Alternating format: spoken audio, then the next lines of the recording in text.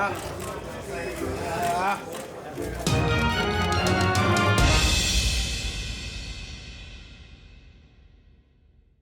Farmer loses his IBF strap at 130 to Joseph Jojo Diaz. What up, Fight World? It's your boy Ego, and I'm back with some more boxing. Make sure you smash the like button. Also, subscribe to my channel. Now, Demetrius Andrade card with Lucas Keeler and Jake Paul is the co-feature for whatever reason with Innocent Gibb. And they also had a fight that boxing fans were looking forward to, which was Joseph Jojo Diaz, third time's a charm, and fighting for another title shot. He came up short previously twice, one including PBC fighter Gary Russell Jr., and I thought he definitely lost that. But in that fight, I told you guys that Diaz was solid. I think his size at 126, he almost gave Gary Russell started getting tired. He was pretty durable, and we knew this was kind of a do or die. You don't just get 3 titles and not capitalize and not get it. And, the promoters necessarily put you in those situations over and over and over again unless they're trying to use it as a stepping stone to build a fighter. So it was an important fight. Joseph Jojo Diaz, he secured it. He battled most of the fight with a nasty cut over his eye. I mean, it was pretty bad. Like, the cut definitely looked deep. It was wide. It was over the eye. Blood was spurting out. Heavy drops, and he got a good ass cut, man. I don't know who was in his corner, but shout out to the cut man, because they put that into control. I think part of it was also his game plan seemed to be working a lot more than Tevin Farmer's, and that aided in the cut not getting busted up. Like, he wouldn't have wanted to fight Gary Russell Jr. or something with that bad cut, because Gary Russell has some power, he has pop, and he has speed. So, it can limit your visibility if you have blood dripping in your eye. So that speed of a guy like Gary Russell. Tevin Farmer, he tried, he showed heart, but it just wasn't his night. To me, he looked very flat through most of the fight. I think he overestimated Joseph Jojo Diaz, and he kind of got too involved in maybe the social media aspect of it and potential future fights with Gervonta Tank Davis. But right now he lost his bargaining chip, which is his belt. I don't know if there's a rematch clause, but I'm sure we'll hear about that if there is. And it's going to be quiet for the Gervonta Tank Davis talks at this point, because he's clearly not the A side versus Tank, and then now he doesn't have a title, and he's coming off of a subpar performance for his standards. And he has multiple losses, like just from earlier in his career. And Tank even went on social media and said, "Never disrespect me again."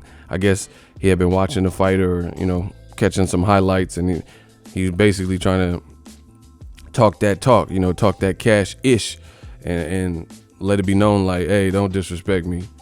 Again, Tevin Farmer, he really couldn't get off. And the funny thing is, I've said this in the past, Tevin Farmer is an excellent skilled fighter, but oftentimes he has that Tim Bradley syndrome, and I called it many a fight ago, many moons ago, including Canelo versus Fielding. I believe David Lemieux was supposed to be the co-feature on that card, but he pulled out injury or dehydration or something, so they bumped Tevin Farmer up versus an old Gervonta Davis opponent, someone that Tank stopped, that Ryan Garcia is about to fight, Francisco Fonseca. And it was like, I said it, and I remember specifically on that card in New York, Tevin Farmer, I told you one of his hangups is that Tim Bradley syndrome, where he's not using his ring generalship and his ring IQ and his skill set. It's almost like he wants to show he's a tough Philly fighter and kind of go against the grain of what's being said.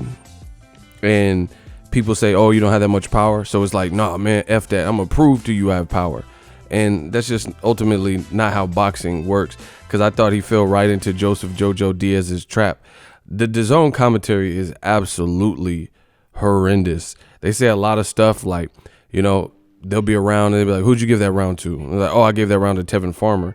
And, maybe I'm not the smartest brother in the world, but I looked at, I'm thinking like, damn, that's a round that, in my opinion, Tevin Farmer clearly lost. But somehow Dazn commentators are giving it to Tevin Farmer, or it's not just this isolated fight. This is in general. Sometimes they do their unofficial scorecards. I'm like, how you give the person that round, the previous round? So judging should be reserved for those who know what they're looking for. I thought Joseph Jojo Diaz, he kept grinding the gears up. See, the thing with Diaz, he's like a Badu Jack, Danny Garcia-ish, where nothing he's doing looks phenomenal. Nothing he's doing looks super flashy. Floyd Mayweather, Pacquiao, Roy Jones, Sergio Martinez, anything like that. But it's a good, steady, earnest, grinders, workman-like performance, just like a Badu Jack.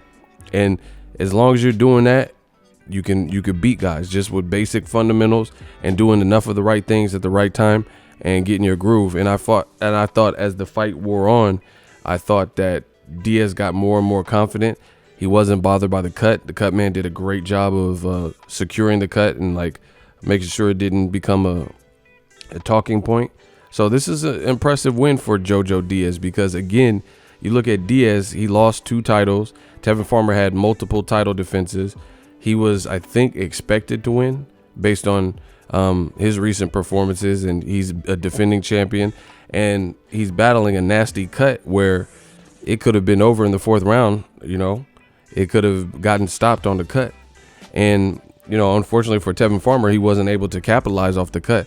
Like a cut that bad, like Otto Vailin, I thought did a good job when that cut opened up on Tyson Fury, and he was like targeting the cut, even to the point where there was like little clinches, and Otto Vailin would do low-key, dirty, roughhouse stuff, like push him off into the cut, you know what I'm saying? And they're saying he was digging his glove into the cut, you know, just to mush him and stuff, to make it more painful, bleed more. And if you haven't been ejected or disqualified, you know, it's a fight. So you got to be prepared for everything.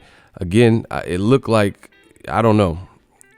You know, the Dazn commentary is horrible, though. Like, Sergio Martinez kept saying that Tevin Farmer was blinking. And he's like, he's blinking. He's blinking. It's like something's in his eye. And he went the whole time.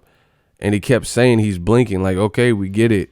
You feel he has something in his eye and he's blinking. We've heard it. It's like you're running out of things to say. And there's new rounds each round for 12 rounds. How are you running out of things to say? It's just like Dazn got people talking just to be talking. But anyway, he kept saying it was blinking. I don't know. It was an off night. He looked off. You know, no other way to. He looked flat. He got tired. He was standing up in the corner and he was looking tired. Things like that. And I'm like, to me, unless you're really trying to prove a point, it looks bad when you're standing in your corner. You know, because he looked like he was breathing pretty heavily and maybe didn't have proper circulation in his legs. I don't know, but. You know, tough out for my Philly dudes, man. I know Tevin and, you know, J-Rock lost, Jesse Hart lost, and then now Tevin lost in the first month of 2020. The only person from Philly that recently fought and won was Danny Garcia, and I didn't think Danny looked bad, but, you know, he got bit, and some people thought he had a horrible performance. So, you know, tough luck for the Philly. But the good thing about Philly is a tough city, tough fighters, tough people. So Tevin Farmer can bounce back. Again, I don't know if he has a rematch clause, but I thought the decision was right. It wasn't his night.